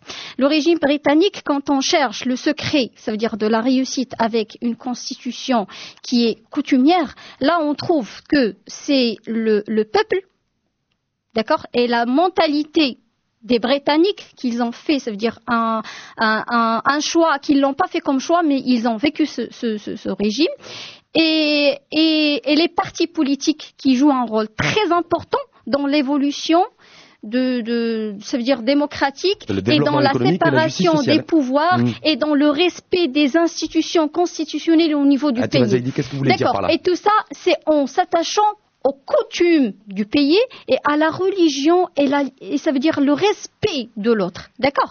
Là, quand ça veut dire quand on fait une petite analyse sur notre situation, toujours on demande si on veut évoluer au niveau économique, si on veut créer un développement économique, social, si on veut réaliser la démocratie, il faut prendre un exemple et le cadrer. Il faut ça veut dire le respecter par le marocain, bien le prendre comme un type modèle. Alors ça, c'est pas possible. Ça, c'est pas possible. On n'y arrivera pas. Et nous, on fait quoi? On s'inspire de quoi? Il faut prendre. Ça veut dire, on est des Marocains. On a une histoire de 12 siècles. Qu'il faut, ça veut dire, prendre des leçons sur ça veut dire, dans plusieurs positions dans cette histoire. Qu'aujourd'hui, on vit un point qui est très essentiel dans notre histoire. Qui est un changement et c'est très important, qu'il faut pas nier ce passage et qu'il faut rester sur ce point. On est avec une nouvelle constitution développée. D'ailleurs, c'est ce gouvernement qui veut l'appliquer. Ça me va te dire, avec plus de 30 mois de responsabilité, le parti Justice et Développement, d'accord. C'est pour l'équité en matière de temps de parole, parce que d'accord. Là, parce que simplement je suis un modeste arbitre du temps de parole, moi. au lieu qu'on se concentre sur ce passage intéressant et très important dans notre histoire marocaine, qui est le respect de la Constitution et comment on va l'appliquer sur le terrain avec des institutions fortes, constitutionnelles fortes, on revient sur un débat qui est la polygamie, qui est l'héritage. Alors ça me déçue. Autant que jeune, politicienne, ça commence à me poser des questions. Oui. Qu'est-ce que vous voulez faire avec ce pays? Non, moi la question que je veux le poser, vous savez, je pense que sur le bureau d'Abdellah Benkiran, c'est pas de savoir s'il est pour ou contre la polygamie de la part des organisations internationales ou autres, ou même la pression interne, c'est surtout de trouver des mesures urgentes pour redresser le déficit budgétaire de l'État et de relancer l'économie du pays pour faire en sorte qu'il y ait moins d'inégalités sociales. Alors, le parti, pour moi, il n'a pas changé de couleur pendant ces 30 mois. Il n'a pas bougé? Il n'a pas changé de couleur. Parce que il a commencé, ça veut dire il avait un programme électoral. Ce programme électoral a été fait avec une coalition qui est le programme gouvernemental, qui a pris plusieurs notions de notre programme électoral et on est en train de le réaliser sur le terrain. Je commence par l'état social, ça veut dire le côté social, qui est d'abord le SMIC qui est arrivé à 3 000, la retraite qui est à 1 000. Ça veut dire, et notre programme, on était sur les 1500. Et heureusement, on a pu faire ça veut dire 1000 dirhams au minimum pour les retraités. Il y a pas mal d'actions. Pour financer tout ça, ce qui était prévu dans le programme aussi, c'est 7% de croissance annuelle qui aurait permis de financer ces politiques sociales. Le problème, c'est que il y a eu des 5%. Voilà, 5%. Il y a eu des dépenses sociales et pas forcément des taux de croissance. J'ai bien commencé par le programme électoral et j'ai cité le programme gouvernemental qui a bien précisé des notions qu'on arrive à les réaliser. Je vais donner la parole à votre directeur général. D'accord. Je ne peux pas dire non. D'accord. C'est mon directeur, sinon il va. Membre du secrétaire général, Abdelaziz Omari. Simplement sur la même interrogation, est-ce que le parti Justice et Développement a changé de couleur depuis qu'il est aux responsabilités et que lorsqu'il était dans l'opposition, lorsque votre formation était dans l'opposition, c'était plus facile d'être critique et qu'aujourd'hui, lorsqu'on est aux responsabilités, c'est difficile d'être critique, ne serait-ce que sur soi. Sur les principes, le PJD ne change pas de position, au contraire. C'est vrai qu'il se développe, il s'adapte avec la nouvelle situation sur son organisation. Nous avons une organisation qui essaye justement de séparer la gestion de la chose politique par la gestion au niveau de l'organisation. Donc on a créé cette direction générale pour que le secrétaire général... Ce qui ne devait pas être évident, parce qu'en fait, il y avait toute une polémique sur Abdellah Benkiran qui était à la fois chef du gouvernement et chef du parti. Justement, on a discuté ça au niveau du dernier congrès, lorsqu'on a réuni Benkiran à la tête du secrétaire général, et le secrétaire général s'occupe de tout ce qui est politique. Maintenant, tout ce qui est organisation du parti, c'est la direction générale. Bien sûr, nous avons un groupe parlementaire très dynamique, nous avons une jeunesse très dynamique, une présence dans toutes les sections, toutes les sections, des activités au niveau des différentes sections. On a tenu plus de 600 à 700 congrès au niveau local, provincial. Nous avons des parlements au niveau régional. Nous avons une activité continue. Combien d'adhérents, parce que je rappelle que vous êtes directeur général du parti, il y a combien d'adhérents au sein du parti? On a doublé le nombre d'adhérents en 2 ans. Donc on les a doublés. Vous êtes passé de combien à combien? Ce qui fait qu'il y a une présence, il y a aussi une ouverture du parti, et aussi nous avons un parti, maintenant après la présentation du bilan de mi-mandat de Benkiran, au niveau du parti lui-même, on tient des manifestations, heureusement, pour présenter justement cette valeur ajoutée dans un Maroc stable, dans un environnement qui est instable. Le nombre d'adhérents du parti aujourd'hui. Le nombre d'adhérents, il dépasse les 30 000 adhérents au niveau du parti. C'est-à-dire qu'avant que le parti remporte les élections, il était dans les 15 000. Il était plus ou moins dans les 15 000. Donc ce qui fait, il y a une ouverture, il y a une progression. Ce gouvernement, sur le plan, il faut dire, lorsqu'on tient ces meetings, ces réunions avec les citoyens, avec l'élite, une entreprise au niveau de l'économie, garder les équilibres macroéconomiques, garder une stabilité sociale, un dialogue avec les syndicats, des réformes, que ce soit au niveau de la justice, au niveau de la retraite, au niveau de la retraite, au niveau de la cause de compensation, payer les arriérés pour l'entreprise, le TVA pour l'entreprise pour le butoir, donner la préférence nationale à l'entreprise nationale, donner un pourcentage pour les appels d'offres offres publiques pour les petites et moyennes entreprises. Donc voilà là. Marie, juste, ou Mohamed, Madame Sadak, qui est membre du Conseil national sur le PJD, le Parti Justice et Développement. Le PJD a changé de couleur. Avant, il dénonçait les inégalités, la corruption grimpante. Et qu'aujourd'hui, d'ailleurs, parce que nous avons reçu effectivement Hassan Daoudi lundi dernier, qui était là à l'interrogation ou la corruption, donc le Fassad, il a dit, je réponds, en ouvrant les guillemets, il nous a répondu, c'est un roc. La corruption, on ne peut pas s'y attaquer. C'est compliqué. Alors que vous avez fait votre cheval de bataille lors de la période électorale des élections législatives anticipées du 25 novembre 2011. Bien. Je voudrais dire que le parti n'a pas changé de couleur. Il a peut-être changé de teint. De teint, c'est-à-dire c'est comme la jante féminine, le fond de teint, c'est toute la différence dans le fond de teint. C'est la même couleur, mais en plus modéré, si vous voulez. C'est-à-dire que plus clair. Vous avez rajouté du lait dans le café. De l'eau dans son vin, si vous voulez. Ou dans la théière plutôt. Oui, peut-être. Oui. À la menthe. Alors, je vais Allez-y, Mohamed, apporter des précisions à tout cela. Notre parti est d'abord un parti démocratique qui exerce la démocratie interne. Je vais donner en flash rapidement des exemples. Chez nous, personne ne se porte candidat à un poste de responsabilité. Il est coopté par les autres membres du parti. Et donc, nous n'avons pas de conflit d'intérêts à l'intérieur du parti.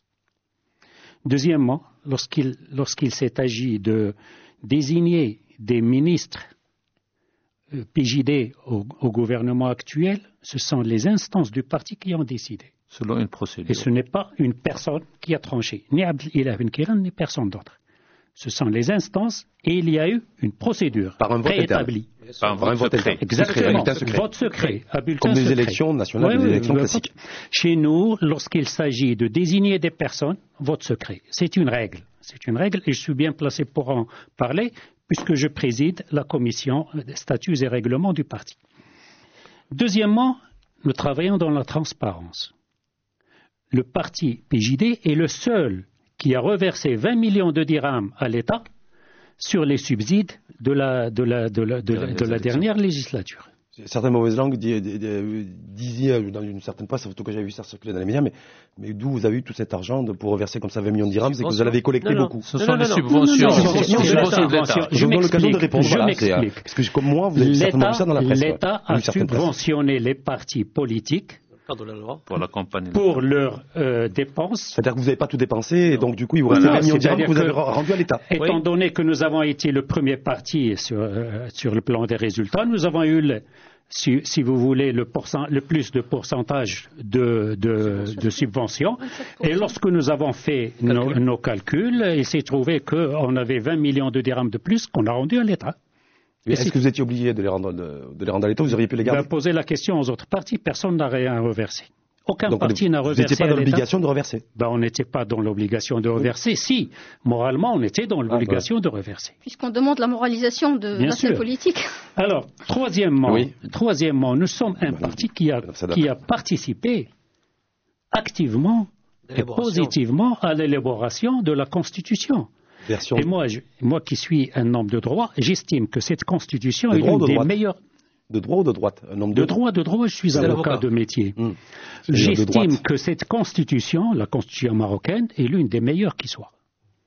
Même si votre parti aurait milité pour pas qu'il y ait liberté de conscience, parce que apparemment on reproche au PJD, à tort ou à raison, je ne sais pas d'ailleurs, d'avoir milité pour qu'il n'y ait pas de la liberté de conscience qui soit constitutionnalisée. Qui parle de liberté de conscience? Personne n'a jamais mis la liberté de conscience des gens en cause. Elle n'était pas en débat, on disait qu'elle était en débat et qu'elle aurait dû être constitutionnalisée, mais que votre parti a dit l'article 3 stipule que l'État qui garantit à tout le libre exercice des cultes. Nous sommes un parti à référentiel musulman, mais nous n'avons jamais essayé d'imposer les règles de la charia. Nous sommes dans un État qui applique le droit positif. Et nous participons à la... Non, mais moi, je ne sais pas trop, mais est-ce que simplement pour savoir, est-ce que le Parti Justice et Développement avait milité à cette époque-là pour pas que la liberté de conscience soit constitutionnalisée? Il y avait des discussions, mais vous savez... Non, c'était en discussion. Mais vous ne vouliez pas. En tout cas, vous n'avez pas. Mais c'était le débat politique, je veux dire, sur le rapport force. Vous savez très bien comment ça se passe au Maroc. Le parti peut avoir un avis, mais ça ne va pas seulement son avis qui va être pris en considération. Vous savez, il y a toujours un pouvoir central, il y a toujours des arbitrages, et peut-être la question qui se pose, si jamais le pouvoir central voulait imposer peut-être une certaine vision des choses... On l'aurait vu, on l'aurait fait constitutionnaliser. Mais quelquefois, on l'a fait fini. Des fois, ça arrange. Voilà. Écoutez. Écoutez. Mais je ne comprends pas. L'article 3 de la Constitution. L'islam est la religion de l'État qui garantit à tous le libre exercice des cultes. Voilà, c'est clair.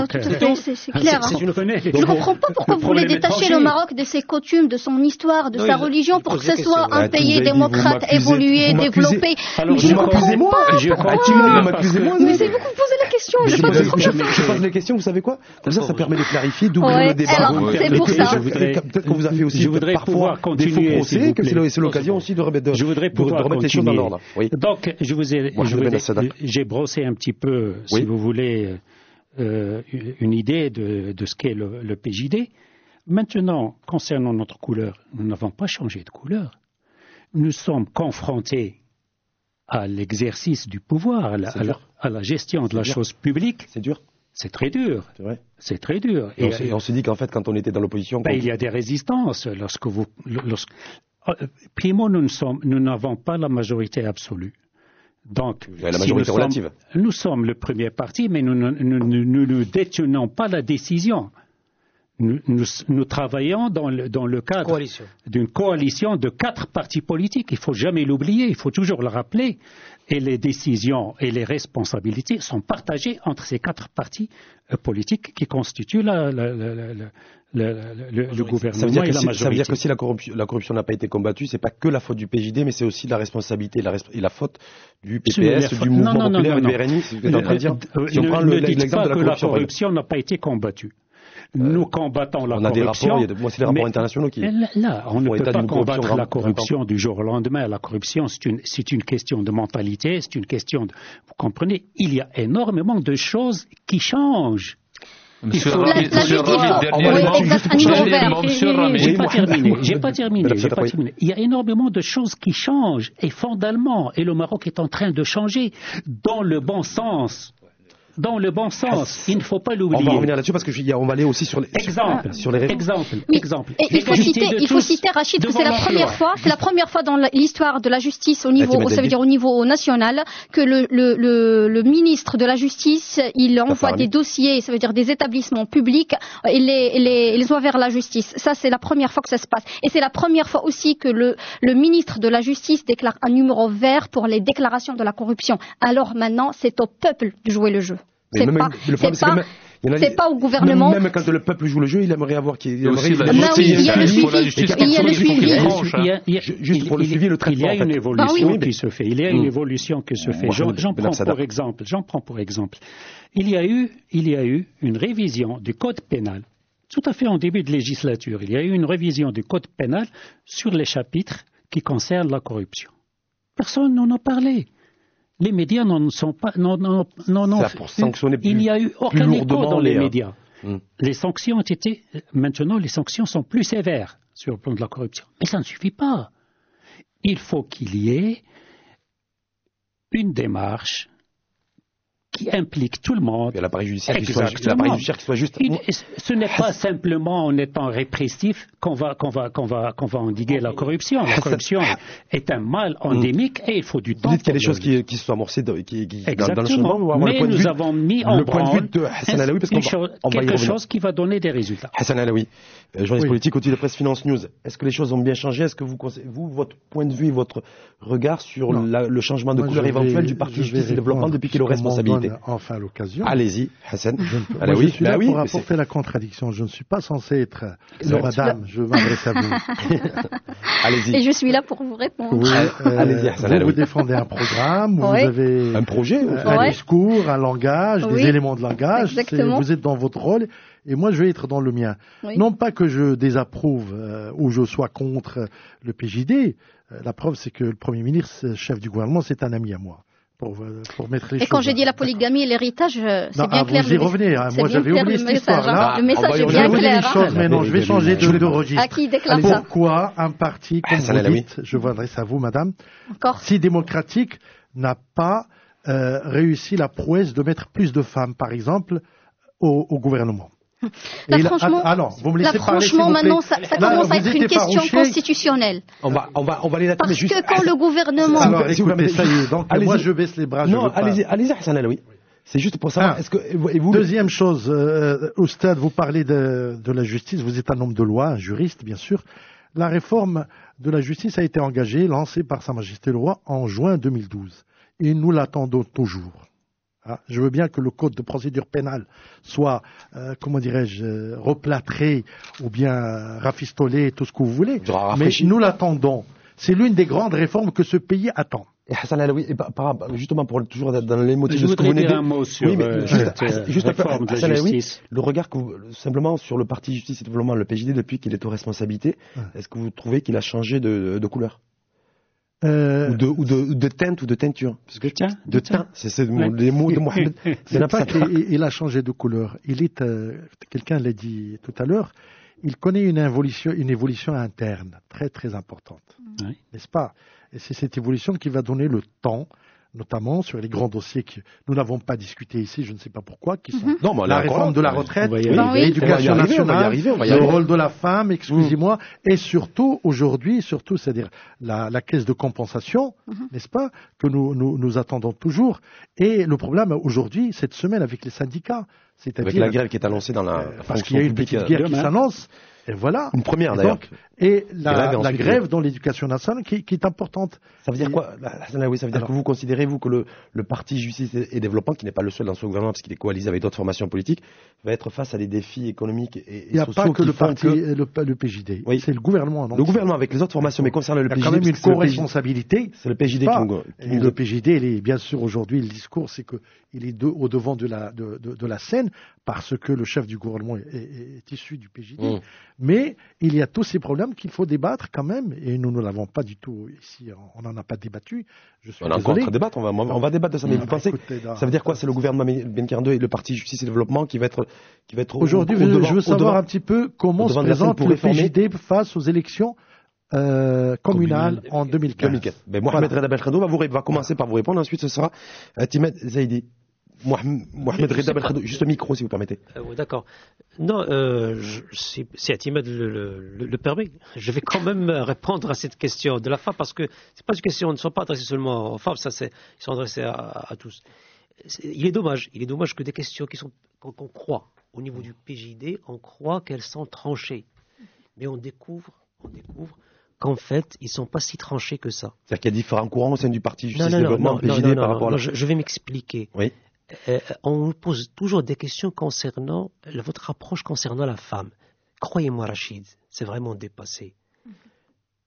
Le groupe parlementaire du PJD avait le plus grand nombre de femmes déjà dans l'ancienne wilaya. 2002. Quand il y a ce gouvernement, le PJD a choisi Mme Bassim Haqawi, il n'a pas été désigné. C'est la procédure qui a donné par vote la ministre, et on attendait à ce que les autres formations présentent. C'est vrai, ça n'a pas été présent par les autres. Monsieur Belkele a dit, c'est vrai, c'est une erreur, on l'assume.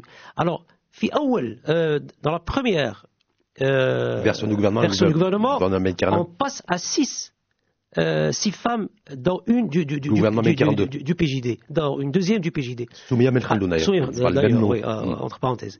Alors, il faut applaudir. Il faut que les mass médias, il faut que j'entends très fort au niveau de Lux Radio. La parité n'est pas respectée, monsieur. Non, monsieur, la parité existe dans les pays européens. Là, si vous permettez, on attend toujours avoir cette parité. Si vous permettez, pour cette question de parité. La Constitution, si vous permettez, je ne vous ai pas interrompu. La Constitution, elle est claire. On essaie d'y arriver, bien sûr, la parité. Il n'y a pas de problème. Mais n'attendez pas quand même à ce que la parité n'existe même pas au sein des partis politiques, j'allais dire progressistes. Mohamed Reda Belkhanoul, en fait, c'est vrai que souvent on interpelle le PJD là-dessus sur les questions femmes ou autres, mais est-ce que le vrai débat, est-ce que c'est en fait la représentativité de la femme ou la place de la femme dans la société accordée par le PJD? Très bien. Parce que c'est deux choses différentes. Alors, et des fois on a l'impression que les débats sont brouillés, biaisés, mais qu'en fait c'est plutôt la place, la vision de la place de la femme du PJD. 40% des membres du Conseil national du PJD sont des femmes. 40%. 40%. Je vous donne ce chiffre. Deuxièmement, on a 2 ministres femmes et on propose au sein des élus locaux, il faut absolument on a imposé un quota. Vous savez, un parti qui a une vue rétrograde de la femme ne va pas imposer un quota pour la présence de 20% des 25% pour les femmes et 20% pour les jeunes. Et 20% pour les jeunes. On l'a imposé. Écoutez, nous sommes un parti. Plus de place pour la femme que pour les jeunes. Alors maintenant, au niveau de la société, ça, oui, évidemment, il y a des débats sociaux qui sont très importants. Mais pourquoi ça nous fait un petit peu mal au cœur? On a l'impression qu'il y a comme une évolution importante au niveau du PJD.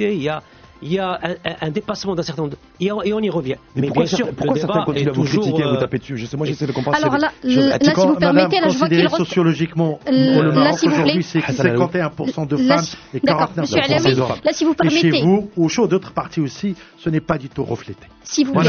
Je vais vous répondre. Là, je vais vous répondre. En n'oubliant pas que je suis. Là, si vous permettez, là, je vais vous répondre. En n'oubliant pas que je suis femme élue sur une liste locale et c'est la première fois proposée par un parti avec cet âge-là. Là, je dis une chose. Par rapport à la parité, c'est une question. Aujourd'hui, c'est un débat constitutionnel, premièrement. Pour le gouvernement, il a fait des efforts. Je vous donne la dernière, c'est par rapport à la Cour constitutionnelle. La Cour constitutionnelle, pour la deuxième lecture dans la Chambre des représentants, le gouvernement, il a emmené il a emmené une proposition comme quoi une égalité ou bien une parité entre ceux qui vont représenter qui seront représentés dans la Cour constitutionnelle. Et ça a été rejeté par la Cour constitutionnelle. Pourquoi? Parce que c'est pas constitutionnel. Alors c'est tout à fait un débat. Là, une égalité, le gouvernement, il a proposé une parité au niveau des représentants. Là, et M. Ben Abdsadr, il peut en parler plus que moi. Mais la Cour constitutionnelle, elle a refusé ça. Alors, le gouvernement, il fait des efforts. D'accord?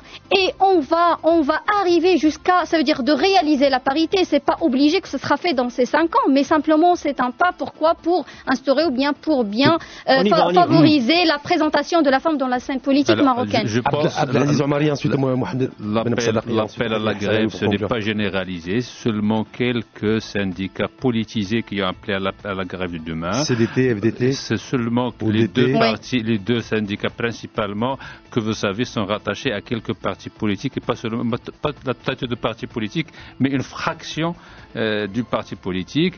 Normalement, pour les élections prochaines, nous, on veut que ce soit des élections libres, transparentes, pour justement ne pas recommettre l'erreur de 2009. Au contraire, nous voulons bâtir cette démocratie au niveau local, avec la régionalisation, avec l'élite au niveau local. Pour nous, on considère que le gouvernement actuel a un courage politique. Est-ce que le PJD, Abdel Ben Keren, d'ores et déjà peut se porter garant sur la bonne tenue des élections locales? Il y a une volonté politique de plus haut niveau. Normalement, les élections seront transparentes. Maintenant, au niveau des acteurs politiques, des partis politiques, les citoyens doivent assumer leurs responsabilités. C'est un gouvernement qui a un courage politique.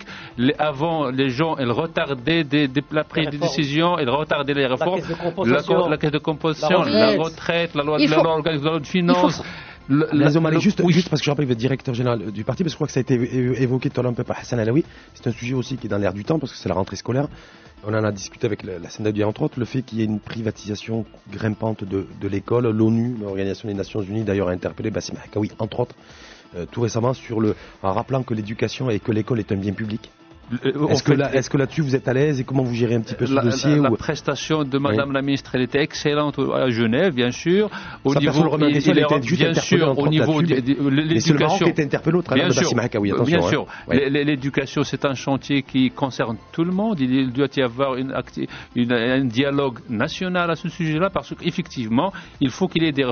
Mais il ne faut pas oublier aussi qu'il y a au niveau de l'ouverture, que ça soit pas seulement, c'est pas une question de privé, c'était une fondation, c'est pas privé. Et aussi, je vous souligne aussi au niveau des réformes sur le plan économique, c'est très important. On reste rien que sur l'école. Les investissements étrangers. Il faut juste éviter les surenchères politiciennes. Vous avez fait référence tout à l'heure, je vous ai dit quel modèle démocratique, parce que ma question c'était quel démocrate et qui forme les démocrates, si ce n'est l'école, entre autres. Est-ce qu'aujourd'hui, quand on est parti justice, développement, justice sociale, et qu'on voit que l'école coûte de plus en plus cher aux ménages, est-ce qu'on est à l'aise avec le slogan de parti justice sociale? Nous, on demande à ce qu'il y ait vraiment une réforme, mais une réforme au niveau de l'enseignement. Et on considère que c'est un chantier qui doit être traité avec les différentes parties. On considère que le Conseil supérieur de l'enseignement doit donner justement une analyse au-delà des moussaïdats siyassiya entre les partis. Il faut les éviter. Au contraire, nous on a une vision libérale aussi de l'éducation et de l'école. Pour nous sommes fiers d'être dans une société, un État qui est stable, un modèle marocain à l'étranger avec une image Maroc, avec une économie équilibrée, des équilibres macroéconomiques, en même temps avec des réformes qui touchent les couches sociales, les veuves, les démunis. Donc je pense qu'avec cet équilibre social, économique, on peut développer notre pays ensemble. Vous relevez quelque part le plafond de retraite des veuves, mais en même temps vous augmentez indirectement le prix du carburant, du gaz et des... C'est le prix du carburant, c'est le prix du marché, c'est tout. C'est l'indexation. En tout cas, ça se traduit par une augmentation des prix. Donc, Mohamed, oui, moi je voudrais rebondir sur deux remarques de Si Hassan Al-Alaoui qui a parlé de la réforme de la justice et de la parité. Je commence par la parité. Pourquoi faire le procès du PJD au sujet de la parité? La parité est un phénomène national. Qui est ce parti qui peut se targuer de présenter 50% de femmes à côté de 50% d'hommes? Je voudrais bien pouvoir y arriver. Mais c'est une évolution. Mais c'est une réalité, monsieur Alaoui. Ce sont des règles édictées par la Constitution. Non, franchement, sur ce... Et dans notre statut, dans les statuts du parti, il est fait une place importante à la femme. Nous ne pouvons pas aller plus loin. Et nous sommes le seul parti qui a présenté une femme ministre au gouvernement. Au début, le premier gouvernement, il n'y avait qu'une seule femme qui est ministre PJD. Alors, je passe sur la parité. Je voudrais parler de la justice. Je ne suis pas d'accord avec vous, mais on n'a pas le temps. Si Alaoui parle de la réforme qui traîne. Mais la réforme de la justice est une affaire nationale. Elle a fait l'objet de plusieurs débats au niveau national. Maintenant, la feuille de route pour la réforme de la justice, elle est établie, elle a été adoptée. Même les textes de loi sont fixés selon un calendrier et à la rentrée d'octobre, il y aura présentation de la loi organique sur le Conseil national de la magistrature, le Conseil suprême de la magistrature, qui est présidé par le roi Mohamed VI. Exactement. Ah ouais. Exactement. Et le statut de la magistrature. Ce sont les deux textes essentiels. Lorsque nous aurons réglé ces deux textes, lorsque nous les aurons adoptés, le reste va suivre. C'est-à-dire la moralisation de la justice va suivre? La moralisation de la justice, c'est dans le cadre de la moralisation publique. C'est plus vaste. C'est une question de mentalité, de temps, de travail. Il faut que tout le monde s'y mette. Le PJD ne peut pas moraliser la vie publique tout seul. Que ce soit très clair. Hassan Alaoui, en guise de conclusion. Hassan Alaoui, avec qui, vous savez, franchement, un dernier point, Rachid. Il faut sincèrement éviter les surenchères politiciennes et travailler sur les points fondamentaux de notre pays, parce que c'est notre pays à tous. Et poser le débat à l'endroit et en posant les thématiques de fond qui feront que, vous savez, il ne peut pas y avoir de justice sociale sans développement économique, il ne peut pas y avoir de développement démocratique sans développement économique et justice sociale. Hassan Alaoui, finalement. Avec qui m'a accompagné, compagnon de fortune sur ce genre de format. Parce qu'avant de recevoir le parti Justice et Développement comme aujourd'hui, il y a eu je ne vais pas dire le frère ennemi, mais en tout cas le PAM, le parti Authenticité et Modernité qui avait inauguré, ensuite le RNI, le Rassemblement National des Indépendants, l'Union Constitutionnelle, le Mouvement Populaire et l'USFP. Qu'est-ce que vous retenez là par rapport je retiens que celles et ceux qui ont participé précédemment. Il y a beaucoup d'enthousiasme, bien sûr. C'est un débat ouvert, intéressant. On a essayé d'aborder un petit peu les problèmes cruciaux qui se posent donc au Maroc aujourd'hui. On a très peu en fait analysé, je veux dire, c'est pas le programme, mais les grandes réformes annoncées par le chef du gouvernement. On n'a pas eu l'occasion malheureusement parce que. C'est pas trop la philosophie du débat d'aujourd'hui, mais on refera le match, n'est-ce pas, avec les réformes étaient lancées. Voilà l'essentiel. Oui, voilà, puis on ouvre de toute façon régulièrement des débats. Quand même une petite, je veux dire, remarque, c'est que la concurrence ou la corruption, ce n'est pas le PJD ou un autre gouvernement, c'est une volonté du chef de l'État, n'est-ce pas? Et donc il faut l'inscrire. Des Marocains depuis l'indépendance, oui. Vous savez. Et la corruption, c'est comme l'hydre de Lerne. Oui. Vous savez qu'est-ce que c'est comme mythologie? On coupe la tête, mais la tête se relève encore. C'est vraiment le serpent de mer. C'est comme les doigts de pied qui s'agitent. Certainement, encore moins avec le discours ou avec une certaine... Mais gardons l'espoir. Tout à fait d'accord. Oui, il faut vivre, madame, avec l'espoir. Il faut y croire, il faut lutter, il faut continuer votre pensée. Et en closer, comme on dit, en dehors, folklore, comme on dit. Il faut voir un peu ce qu'il y a autour. Oui. C'est ça.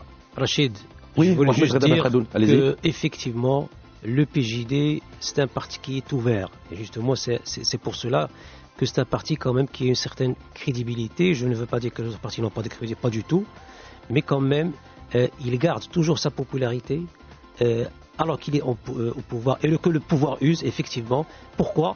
Parce que cette dose de sincérité, on suppose et on pense que le peuple, la population le sent. C'est pour cela qu'ils sont en train de suivre un petit peu l'évolution des choses. Aujourd'hui, au Maroc, il y a une évolution qui est importante sur le plan la législation, sur le plan économique, sur le plan macroéconomique, mais il y a beaucoup de choses à faire. Non pas le PJD tout seul en tant que parti, il y a le PJD entre autres avec d'autres formations gouvernementales. En tout cas, c'est certainement le gouvernement, le premier gouvernement qui va devoir s'attaquer à des réformes et à les mener et qui a eu le courage de faire ces réformes. Et nous, on suit ça et puis on essaie simplement de voir les analyses et les orientations qui sont prises par ce gouvernement pour à la fois redresser le. Mais Rachid, il vous faut une autre émission pour le bilan gouvernemental si vous voulez. On le refera. Mais parce que là, on fera les débats, je suis obligé. C'était juste pour présenter le PJD. Complètement, et c'était l'émission d'aujourd'hui, avait pour thème, 15h40 déjà, comment le PJD parle du parti Justice et Développement. Donc merci une fois de plus à chacun d'entre vous. Merci à Timet Zaidi, député et présidente de la commission parlementaire maroco-française et la plus jeune députée et la plus jeune parlementaire du pays concernant le scrutin local. Le plus complet. Merci également à Abdelaziz Omari, membre du secrétariat général donc, du parti et également directeur général. Merci également à Mohamed Benabsadak. J'ai eu des difficultés à vous faire prononcer mon nom correctement pendant une heure et demie. Qu'en est-il lorsqu'on parle des affaires publiques et de Merci toutes les... également à Mohamed Khaldoun, vice-président de la commune de Rabat et en charge des relations internationales au PJD, le parti Justice et Développement. Et un grand merci à Hassan Alaoui, journaliste politique au titre de presse Finance News. Merci à la production, merci à la réalisation. Merci avec ça, Paris revient dès demain. Merci une fois de plus à vous. Merci également à la production, donc à la réalisation et à celles et ceux qui nous sont fidèles. Avec son Paris revient dès demain pour un nouveau thème des débats politiques. Excellent après-midi à tous sur l'X Radio et à demain.